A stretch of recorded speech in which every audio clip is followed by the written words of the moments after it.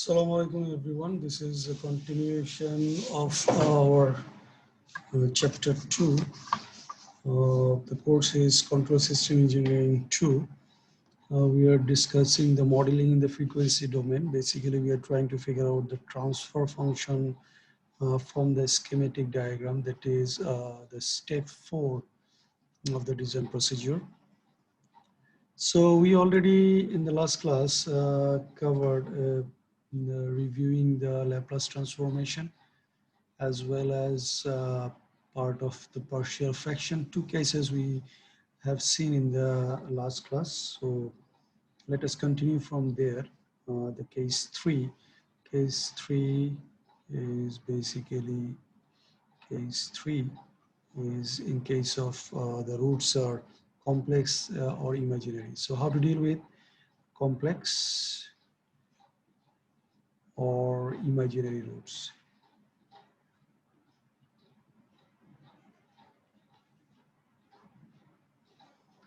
Okay, so start with the example.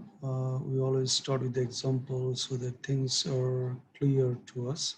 So Fs equal to 3 by s square plus twice s plus 5. So one root is at origin, the other root is, other two roots are in actually complex domain. They are not real roots, which can be verified applying the quadratic solution of the quadratic equation minus b plus minus b square, that is 4 minus 4 into a into c divided by twice a.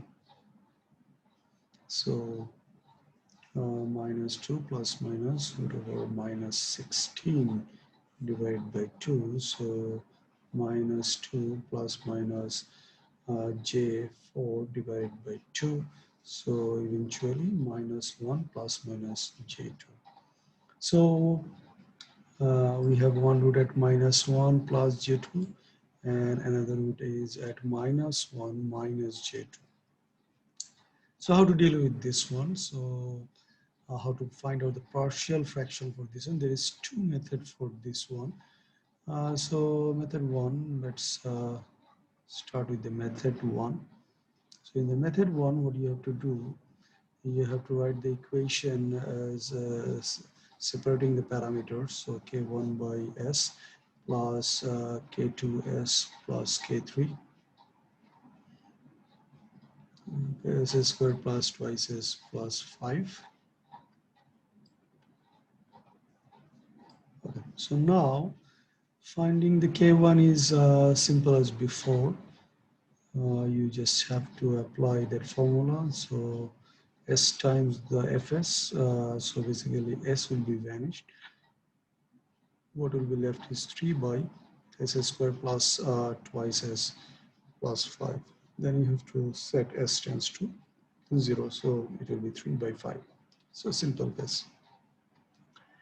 What about the other two parameters, k2 and k3? For that, actually, the whole function has to be multiplied by the lowest denominator. So whole function means actually 3 by s square plus twice s plus 5 equal to k1 by s plus k2s plus k3 by s squared plus twice s plus 5. So this whole equation has to be multiplied by the lowest denominator. So this is actually our lowest denominator, this one. So we have to multiply with this one. So then what we'll have is 3 by k1 into s squared plus twice s plus 5 plus k2s plus k3 into s. So if you simplify the thing, then what we are going to get is 3 equal to k1 plus k2 s square plus twice k1 plus k3s plus 5k1. Now, from both sides, we actually have to equate the coefficients. So if we equate the coefficients, then what we're going to get is k1 plus k2 should be equal to 0, which implies that k2 has to be equal to minus k1, that is minus 3 by 5. Similarly, twice k1 plus k3 has to be equal to 0 as well, if you equate the coefficients in the both sides of the equation. So basically k3 has to be minus 2k1, and it gives you minus 6 by 5. So you have both of them now, k2 and k3, or previously also figured out k1. So what will be our equation fs? Fs will be something like this: 3 by 5 by s plus minus 3 by 5s minus 6 by 5 divided by s square plus twice s plus 5. So 3 by 5 by s is okay, no problem with it. We can take minus 3 by 5 common. Then what will be left here is s plus 2, s square plus twice s plus 5. So in the denominator, in the second term, you have s square. So from the table as well, we can see s square is actually related to our sine omega t and cos omega t. So that is why we have to organize the denominator of the second term, that is this one, in a 2 square form, like something like the s square, maybe s plus a square plus then omega square. So we can always allow with s the delay operator a, like has been shown here. Okay, so we have to organize in that way. So let us try to do that. 3 by 5s minus 3 by 5. The denominator we are organizing as a s square plus twice s plus 1 plus 4 can be written as 2 square as well. Okay, so we are still not doing anything about the numerator, so only the denominator that we are trying to organize. So 3 by 5s minus 3 by 5. Then now what we have here is s plus 1 whole square plus 2 square. So what we can see here is that here our frequency omega is basically is 2. Omega is 2, and this parameter is nothing but a. So because of this delay in the frequency, we actually have to consider this formula e to the power minus at.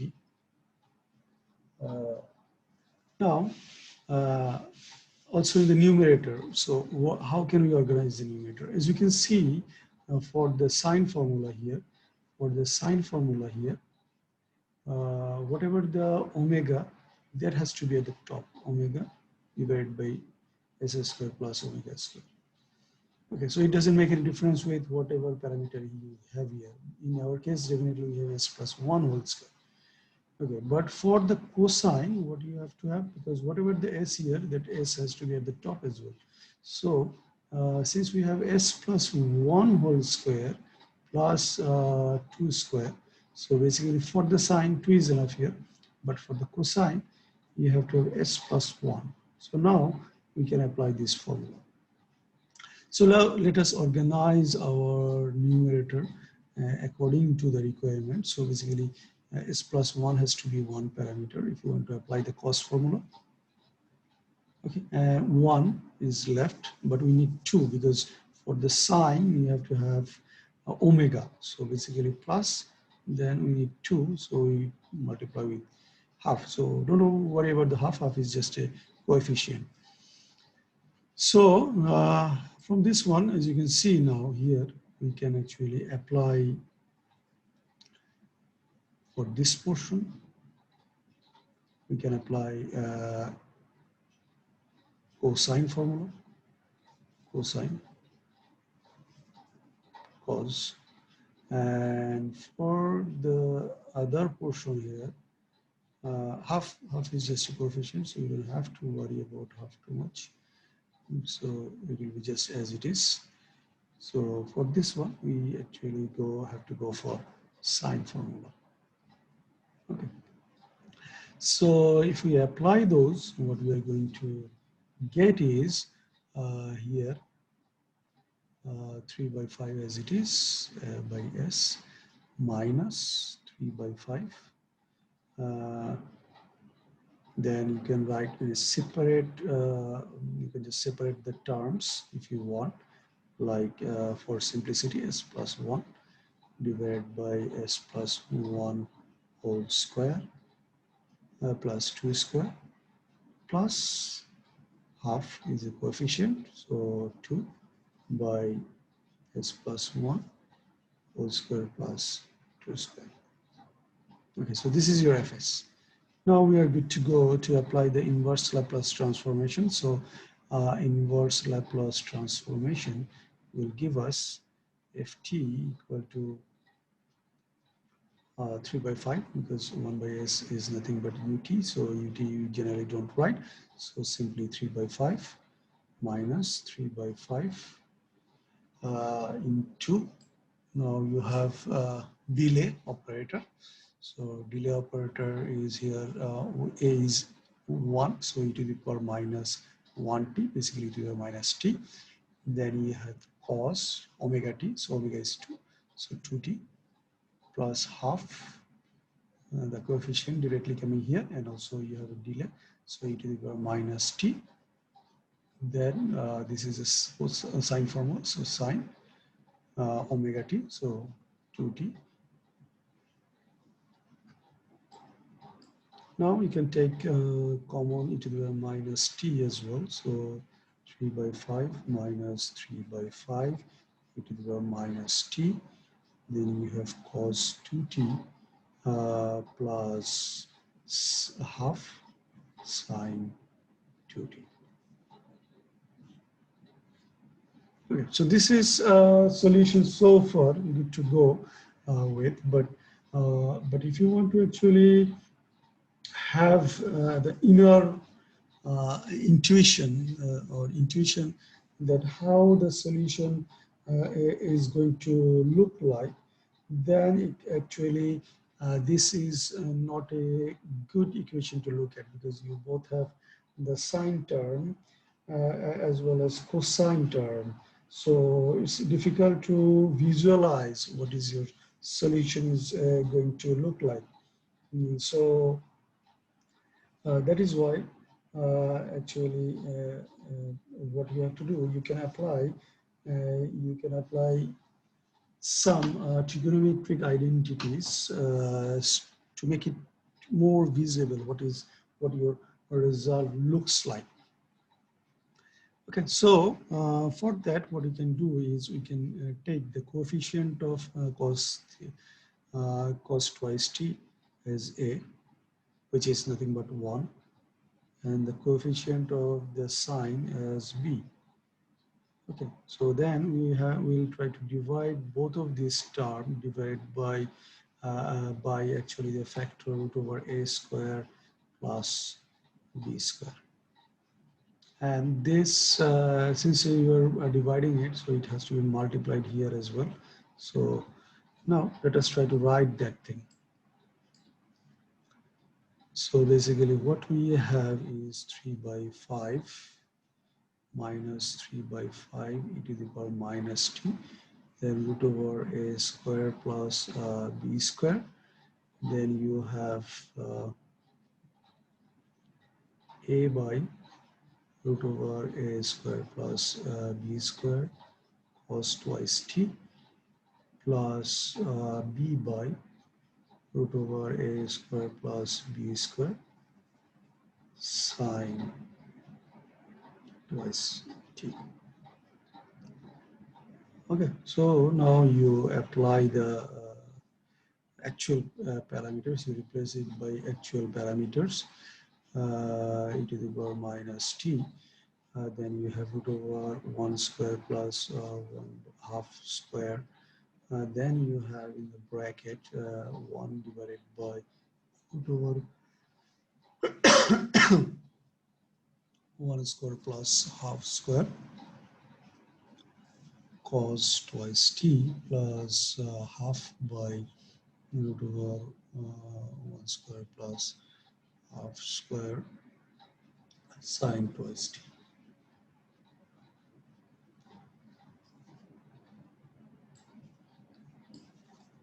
Okay, so again, we are assuming this to be cos phi, okay, and this parameter as sine phi. Based on that, you can actually figure out that tan phi will be half. And if you really want to know the value of phi, then it will be tan inverse half, and it will be, I think, around 26.57 degrees. Okay, so let us apply the cos phi and the sine phi, and then see how it becomes, how it looks like now. So 3 by 5 minus 3 by 5 to the power minus t. We are not just putting the magnitude here, keeping as it is. And the last line maybe we'll try to put the value. So then you have cos phi, cos 2t, uh, cos 2t plus sine phi, sine 2t. So what we have here is 3 by 5 minus 3 by 5 into minus t. Then you have the magnitude here, 1 square plus half square, whatever. Then you have cos twice t minus 5. And we know the value of the phi here from here. Now if you finally put all the magnitudes, it will have 0.6 minus 0.671 into the minus t cos twice t minus 26.57 degrees. So you have now have a clear visualization of the solution that you have obtained. Actually, it is a cosine signal with a frequency of 2, and it is phase shifted by 26.57 degrees. Okay, so this is how you can have a better visualization of your system. Now, this is method 1. Now, method 2 that we are trying to discuss is basically similar to the first case that we have applied. In the first case, what we have seen is so before going to method 2, we can also generalize the thing if you want. So generalization is done in this way. Ns by ds. We are not too much bothered about ns. Rather, we are doing the ds. So in the ds, you can have a simple root, or you can have multiple roots, complex, s square plus as plus b, and it can continue. Maybe you have s cube terms as well, s to the power 4 terms as well. So in that case, what you have to do, the general procedure is very simple. You have to write out k1 by simple pole, how many simple pole you have, that coefficient. Then you actually have to, whatever the order of the denominator, you have to take a 1 less than that, like k2s plus k3, okay, k3 by s square plus as plus b. And if you have more, like s cube plus something, then you will have something like k4s s square plus k5s. So this is how you have to go about. Okay, then you equate the coefficients from the both side, and then try to find out the values of the K1, K2, K3, K4, how many you have, and you try to apply the formula using the by converting the complex function into a summation of smaller functions. So the alternative method that we also want to go is similar to the case one. So alternative method, or you can say method 2 as well. So method 2. So what is that? We already have seen that Fs has 3 poles. One pole at s equal to 0 and one pole at s equal to -1 minus plus j2, and one you have at s equal to -1 minus j2. Okay, so this is how you can write it. So since we have distinct poles, even though it is not real, distinct imaginary poles, so you can write k1 by s plus k2 by s plus 1 plus j2. Then you have k3 by s plus 1 minus j2. So now you can apply the similar idea to find out the k1. We already know how to find out the k1. Now to find out the k2, what you have to do is the function has to be multiplied with that concerning term. Then you have to set the value equal to that s. So similar idea, 3 by s, then s plus 1 minus j2. Then you have to set s tends to -1 minus j2. So if you do that, then I'm sorry about it. If you do that, sometime because of the touch sensitivity, this type of problem arises. Now, if you do that, then what you are going to get here is basically you are sending s equal to -1 minus j2, and then -1 minus j2 plus 1 minus j2. Okay, so what we have is 3 by -1 minus j2, then you have -4j. So, or j4, which you prefer. So now negative sign can be cancelled. So you have 1 plus j2 into 4j. So if you multiply those two, you are going to get 3 by 4j minus plus 8 j square 8. So j square is -1, so it will be 3 by 4j minus 8. So we try to take the first term as a real parameter, second term as a imaginary parameter. So that is where you can take -4 common, so -3 by 4. If you take common, then what we left with is 1 by 2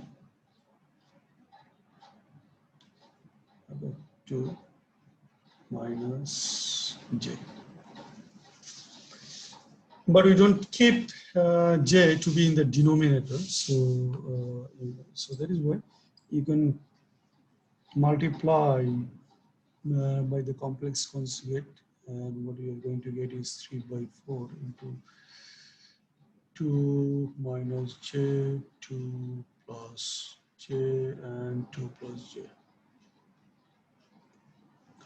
So minus 3 by 4 in the denominator, you have 2 square, that is 4, then minus j square is plus 1.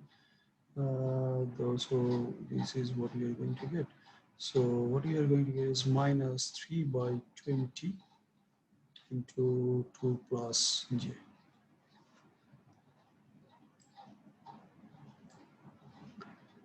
Okay, so similarly, you have to find out K3.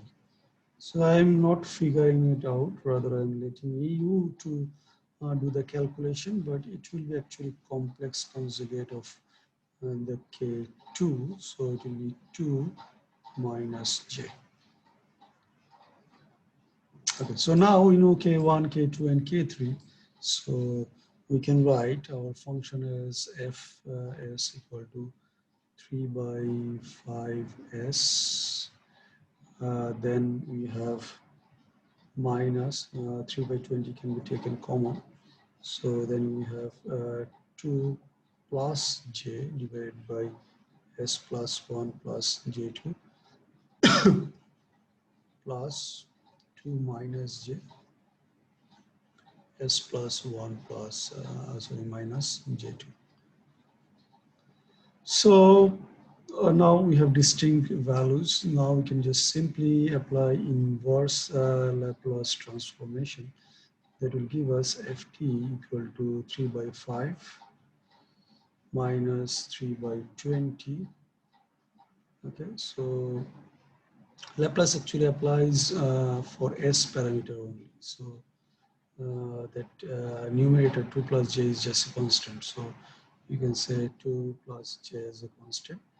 So what will be left with here is e to the power minus 1 plus j2 then t. Similarly, minus 3 by 20. 3 by 20 can be taken as a common as well, so it's up to you. E to the power minus 1 minus j2t. Don't forget that 2 minus j. Okay, so now there is two terms. One term is just a constant, one term is real, one term is imaginary. Same thing here. So we have to isolate, separate the real and the imaginary portion. So take common of the 20, and also we can take common of e to the minus t, because e to the, if you just change this one, it will have two parameters, e to the minus t, then e to the power plus j2t. And for this one, what we will have e to the power minus t, e to the power minus j2t. So e to the power minus t is common. So you can also take common of the e to the power minus t. So we can write something like this: 3 by 5 minus 3 by 20 e to the power minus t. Then you have 2 plus j.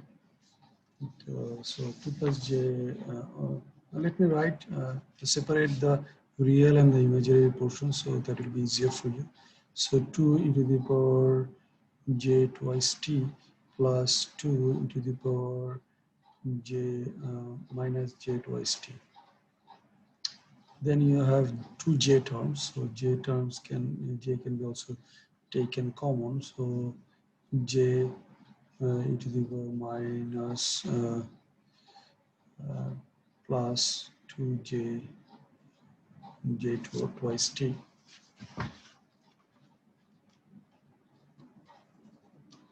So j twice t plus j e to the power minus j twice t.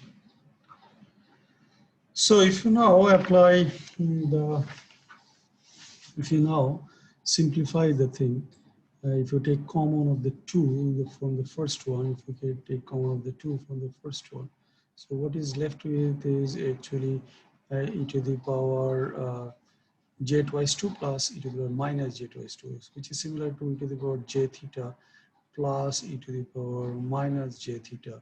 And if you divide it by 2, then we are going to get cos theta.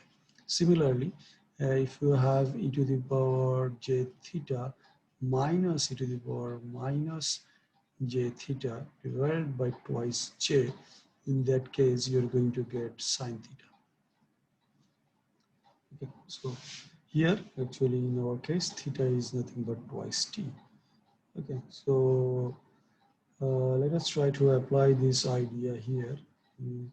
So what we will have is 3 by 5 minus 3 by 20 e to the power minus t. Then if you take common of the 2, then you have e to the power j twice t plus e to the power minus j twice t. But you need to, you have to divide it by 2. So if you divide it by 2, you multiply it by 2.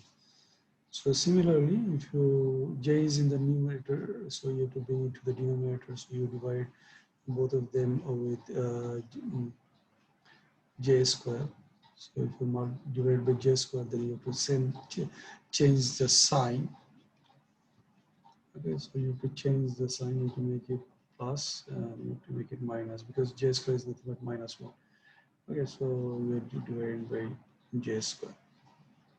Okay, so that j is getting cancelled out. Now j is in the denominator, but still you don't have 2. So you have to bring 2 here. So 2 into the power j twice t minus e to the power minus j twice t divided by j is already there common, so we are also bringing 2. So that is why we have 2 here. So now what we have is 3 by 5 minus 3 by 20 e to the power minus t. Then you have 4 cos twice t plus minus, this is plus, so it has to be plus 2 sine twice t. So it is almost looking similar. Now just you have to take common of 4, then it will be the same thing as before. So minus 3 by 20 e to the power minus t into 4. Then you have cos twice t. So cos twice t, then you plus half sine twice t. So basically this is being cut. So no, the equation is almost the same thing as before. Now if you want to go for the trigonometric identity, you can apply those so that you can have a suitable looking response that will give you the intuition of how the wave shape of the response should look like. Okay, so this is your method 2. Now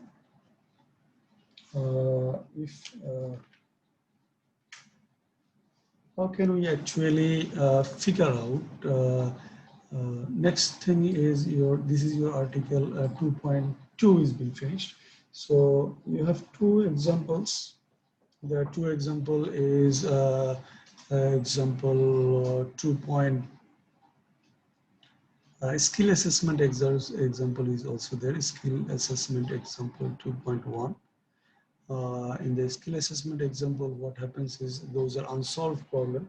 So those will be given to you, and you have to solve it by yourself based on the idea that has been developed in the previous article. So these are in general very simple and based on the previous ideas, so it's not that difficult. So in skill assessment exercise 2.1, what is being given is time domain function ft is given, and that is t e to the power minus 5t, and you have to find out the fs. So what is fs? So I think we already know if there is a t is multiplied with a function, so it will be something square. And also we have a delay parameter, so here a is actually 5. So it has to be s plus 5 whole square. Okay, so this is, so as you see, these are not that difficult. So if you have a clear idea what is happening before, so it should not be that difficult. And a skill assessment exercise, skill assessment exercise 2.2, as well as it is given there in the book. So you try to do it by yourself. There is a repeated, basically this is a repeated root example. So do it yourself so that you can get confident about how to deal with the systems. Do it yourself. Okay.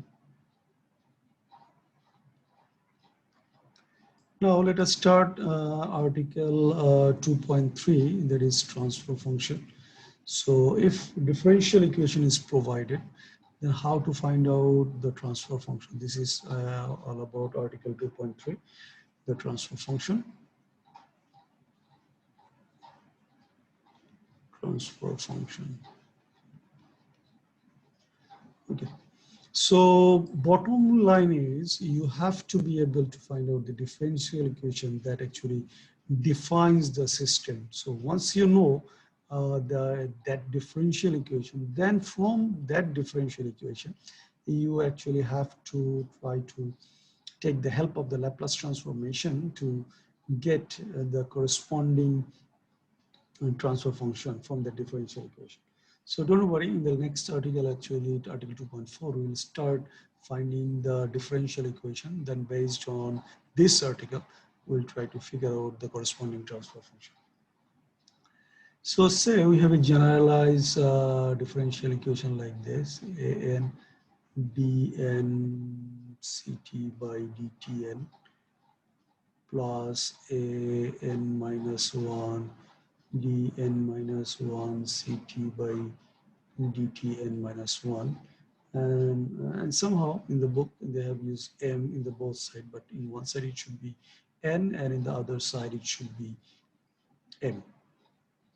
So a0 ct, c is control variable, we already said in the last class. Then you have in the other side bm, so bm dmrt by dtm plus bm minus 1 dm minus 1 by rt by dtm minus 1, and goes up to say b0 rt. Okay, the problem with the differential equation, we already said that the input-output parameters, input-output signals or parameters are all over the equation, as well as your coefficients an to a0 or bn to b0. All of them are throughout the equation, which is not, it doesn't give the intuition that we need to go for the system designing, and also it is difficult to find out the solution of this one. So rather, we are actually want something like this. We want to have our system here, system. Then we have our input and output. So in the time domain, it is maybe RT and reference, and output is CT, control variable. Or in the Laplace domain, this is RS, this is your CS, the system maybe GT, or in Laplace domain, it is GS. So our bottom line is to figure out what is GS.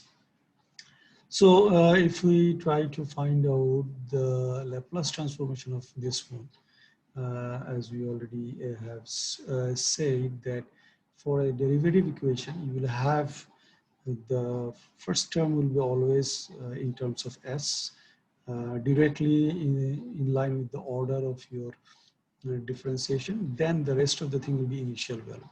So this one will have one term, that is an Sn, okay, then you have CS, then plus you have a lot of initial conditions like n minus 1, n minus 2, n minus 3 up to n, okay, so up to the 0th one, but we are writing all of them accumulating at the end. So for the second term as well, an minus 1, s to the power n minus 1, this is the order of the derivative. Then you have CS plus this that goes on up to an CS, and then all initial conditions. So initial conditions. Okay. Similarly, if you take to the other side, then you will have Pm s to the power m. Then you have Rs plus Bm minus 1 s to the power m minus 1 Rs. That goes on, sorry, this has to be A0. So that goes on up to B0 RS and initial conditions. For simplicity of the derivation, we are just assuming that all the initial conditions are 0. So this is just an assumption for your simplicity of the calculation. Similarly, on the other side. So now, as you can see, this is the differential equation. One of the beauty of the Laplace transformation of the differential equation is that it actually converts the differential equation into an algebraic equation. So now they're algebraic, so they're the summation. So you can just simply take common of your CS, which was not possible in case of the differential equation. So now what we have an Sn plus n minus 1 s to the power n minus 1 plus goes on up to a0, and you have now cs taken common. Similarly, in the other side, bm s to the power m plus bm minus 1 s to the power n minus 1 goes on up to b0. Okay, so that is your rs. So in all the parameters are actually separated now. So what we know we need is a relation between the output and the input. So output divided by input. So basically what we have is bm s to the power n plus bm minus 1 s to the power n minus 1 plus goes on up to b0. Similarly, an s to the power n plus a n minus 1 s to the power n minus 1 goes on up to a0. So this is your transfer function. So this is your the relation between the output and the input is g of s. Yeah, I know g of s, gs, but don't worry, I haven't given the name. It is used for several years. So now what we are getting is we have maybe a large box we can use. So what we are going to have here is bm sm plus bm minus 1 sm minus 1 goes on up to b0. This is our transfer function.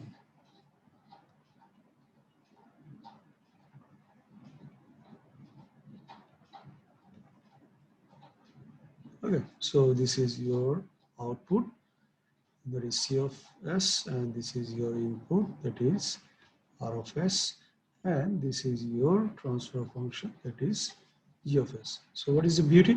In case of the differential equation, all over the equation you have your input, output, as well as all the parameter throughout the equation. Now, all the parameter is inside the system. You have input, you have output separated. So if you want to find out the output based on your transfer function, then you have to actually simply multiply the input with, just multiply input with your transfer function, then you are going to get the output. So CS, if you want to find, CS is basically RS into GS. Very simple way to figure out. So now let us take one example, on 2.4. Example 2.4. In example 2.4, one differential equation is being provided. So the differential equation is dct by dt plus 2ct equal to RT. So what they want you to do is you have to figure out what is the corresponding transfer function. So input output is defined using a differential equation.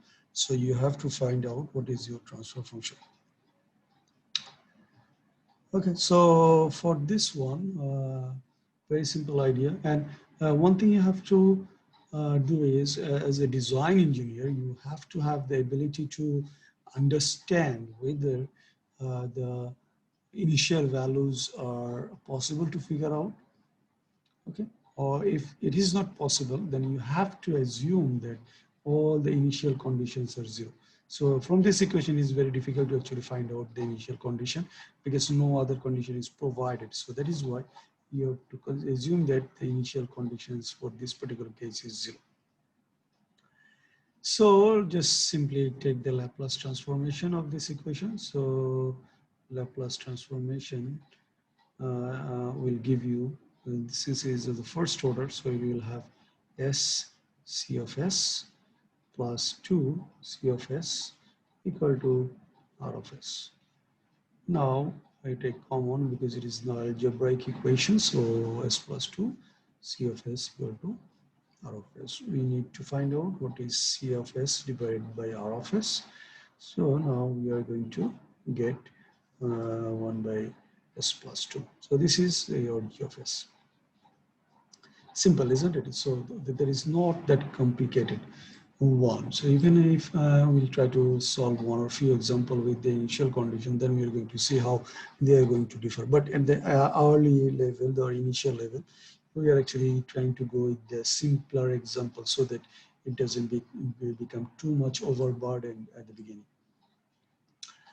Now, example example 2.5, which is just an extension of your example 2.4.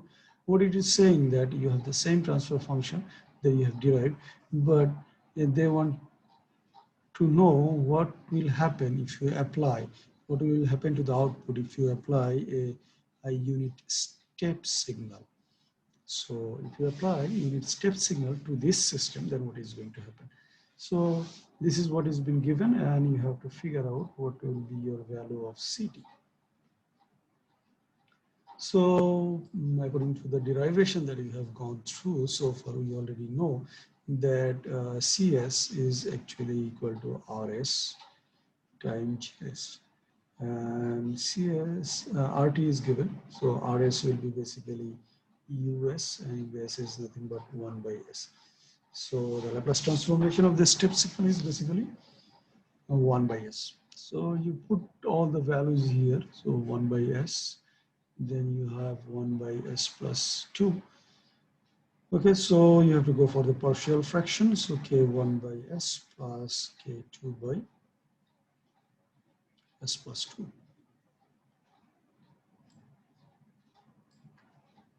Okay, so then you have to find out what will be the value of K1 and K2.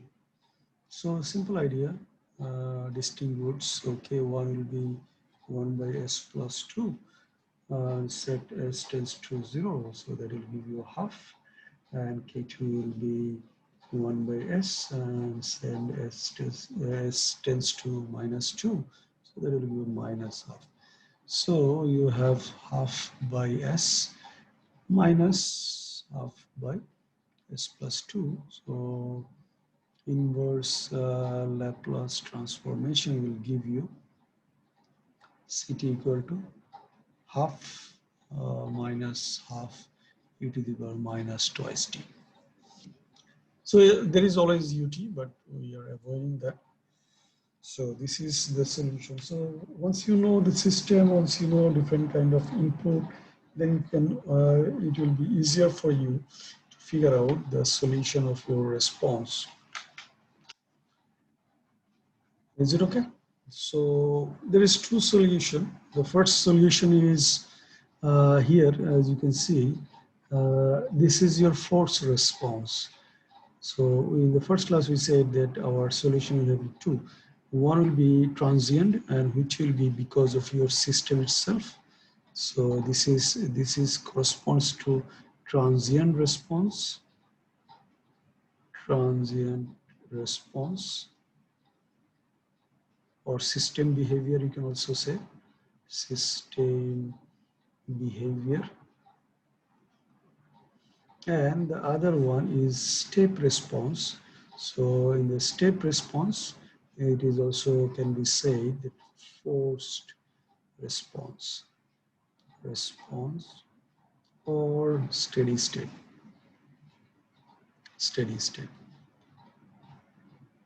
response.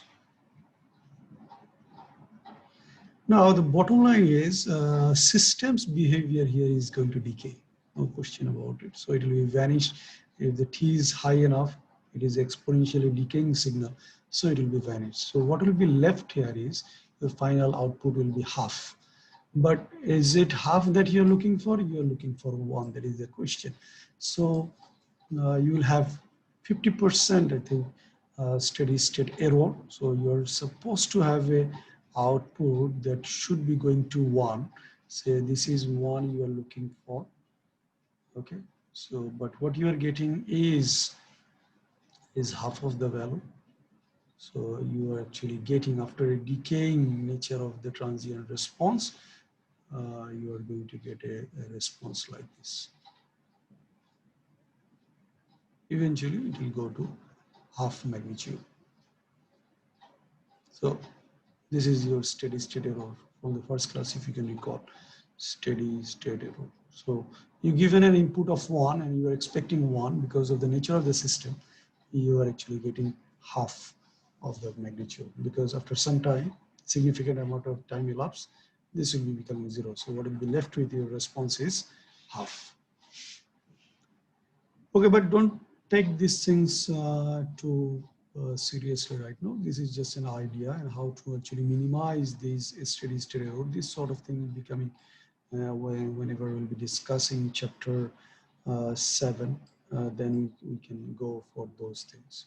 But for now on, you just try to figure out how to find out the transfer function and how to manipulate those to figure out your output response on all of this.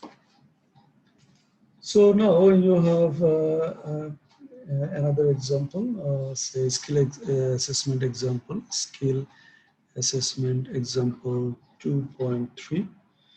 It is relatively simpler.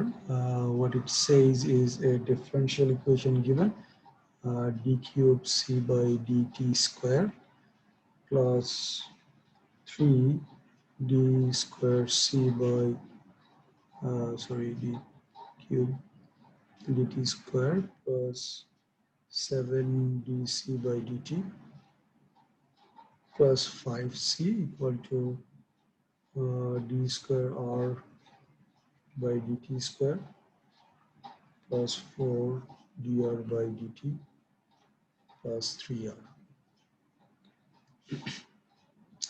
So again, no initial condition is given, and actually you can, by looking at the equation, you can easily say what should be the response of this one. So it is also not that difficult to understand. So if you just apply the Laplace transformation, then what you are going to get is, since it is of order 3, so s cube cs plus 3 s square cs plus 7 cs, 7scs plus 5cs should be equal to, this is second order, so s square rs plus 4s rs plus 3rs. Okay, so you take common, so s cube plus 3s square plus 7s plus 5 cs plus s square plus 4s plus 3 rs.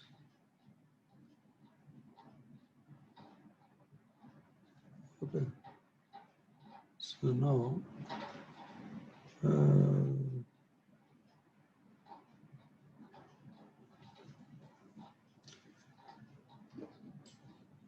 so what will be your g of s? So g of s is cs by rs, cs by rs, that is s square plus 4s plus 3 divided by s cube plus 3s square plus 7s plus 5. So simple, that's not that complicated. Now next one is slightly interesting, the reverse one. So basically, so skill assessment exercise 2.4. So here What is given is the transfer function 2s plus 1 divided by s square plus 6s plus 2. So what you have to do is find out the differential equations. So differential equation, that is what you have to figure out. So we can say that GS is basically CS by RS equal to twice S plus 1 divided by S square plus 6S plus 2. So if you now cross multiply, then what you are going to get is S square CS plus 6S CS plus 2 CS equal to twice S RS plus RS. Now taking inverse Laplace transformation, actually you're going to, this is the second order, so this will be d square ct by dt square plus 6 d ct by dt plus 2 ct equal to twice d rt by dt plus rt. Okay, so this is your differential equation. So you can go in both direction, from transfer function to differential equation, or even from differential equation to the transfer function. Now the third one is saying that skill assessment exercise 2. We always prefer to solve too many math problems to make things clear. So these are actually a way to getting introduced to the topic with a lot of mathematics. We know our mathematics is not that good, but these are not that difficult level of mathematics that we're trying to apply here. Rather, knowing the fundamental of something is actually a lot soothing if you take that way.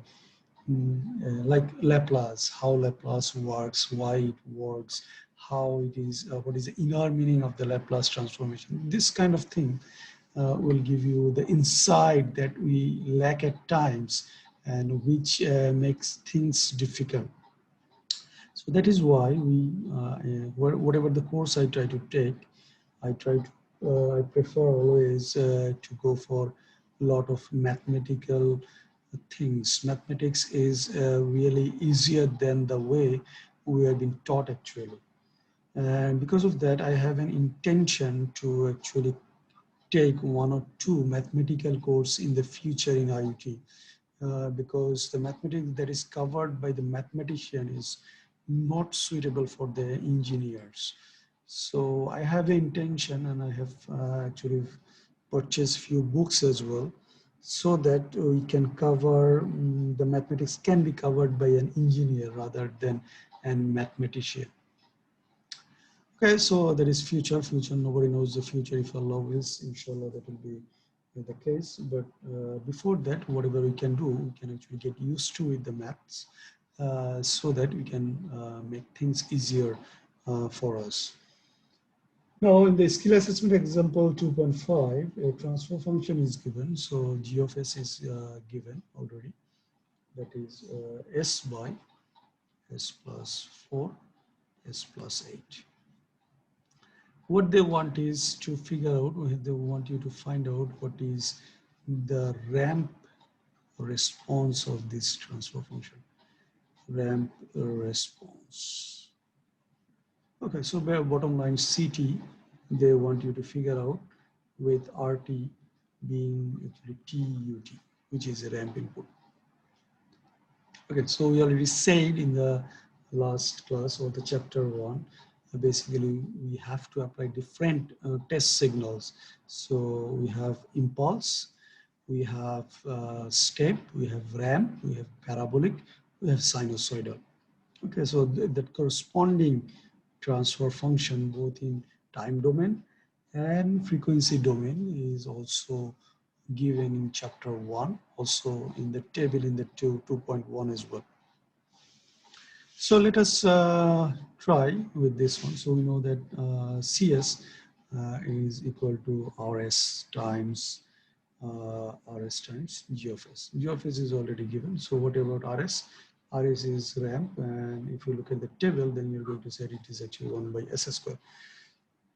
So what we have is 1 by S square into S by S plus 4, S plus 8. So now one is can be cancelled. So what is left is 1 by S plus 4 and S plus 8. So again your non-partial fraction expansion. So K1 by S plus K2 by S plus 4 plus K3 by S plus 8. I'm again apologizing for the fact that the simple things we are repeating again and again, but the inner idea or the intention is to make you familiar with the process. So if you repeat more and more, then it will be becoming a lot easier. So now here we again have to find out the K1. I think by this time you know how to do it. So 1 by S plus 4, S plus 8, and then you have to set S tends to 0, that will give you 1 by 32. And then K2 equal to 1 by S plus 8. Then you have to set S tends to minus 4, that will give you minus 1 by 16. Similarly, K2, K3 will be actually 1 by S and S plus 4. And then you have to set S tends to minus 8. So basically 1 by 32 again. Since both of them will be negative, so it will be positive, outcome will be positive. So you apply it here. So what you are going to get is basically 1 by 32 by S minus 1 by 16 by S plus 4. Then you have 1 by 32 again, 32 by S plus 8. So now taking inverse Laplace transformation, what you are going to get here is Ct equal to 1 by 32 minus 1 by 16 e to the power minus 40 plus 1 by 32 e to the power minus 80. Is it okay? So as you can see, the natural response or system behavior, again, as you can see here, there is two factors. So these two are actually related to the natural response, and this is your forced response. Forced response should give you this time a ramp output, but here, as you can see, there is a certain deviation from that one, and these two are actually giving you the transient response, and this is what will give you actually the forced response.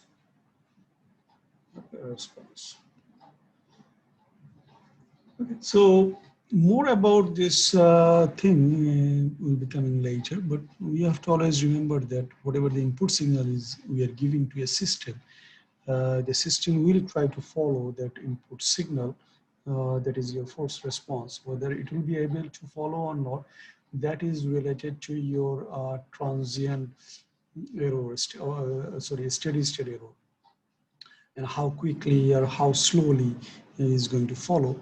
So all these things we will actually try to see in later chapters.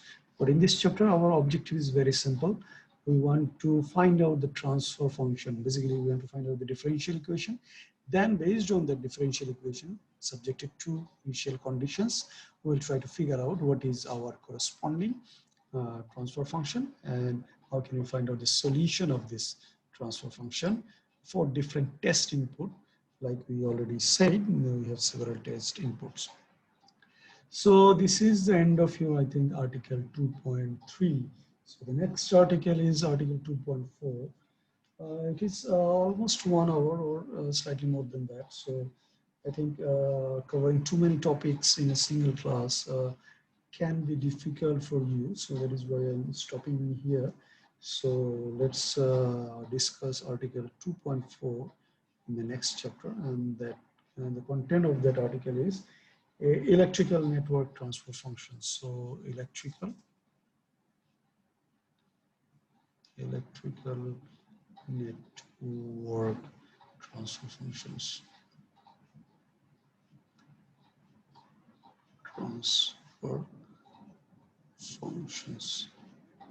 So those are not actually that difficult to obtain because of the fact that we have said that from the schematic diagram, we actually going to apply fundamental physical laws. So fundamental physical laws. So what are those? For electrical, very simple, Ohm's law. Ohm's law.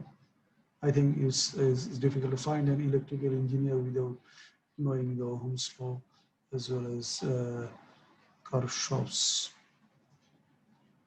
current and voltage law. Current and voltage law. So this is what we are going to start, inshallah, in the next class. We'll try to figure out transfer function of the electrical network, inshallah. So see you then.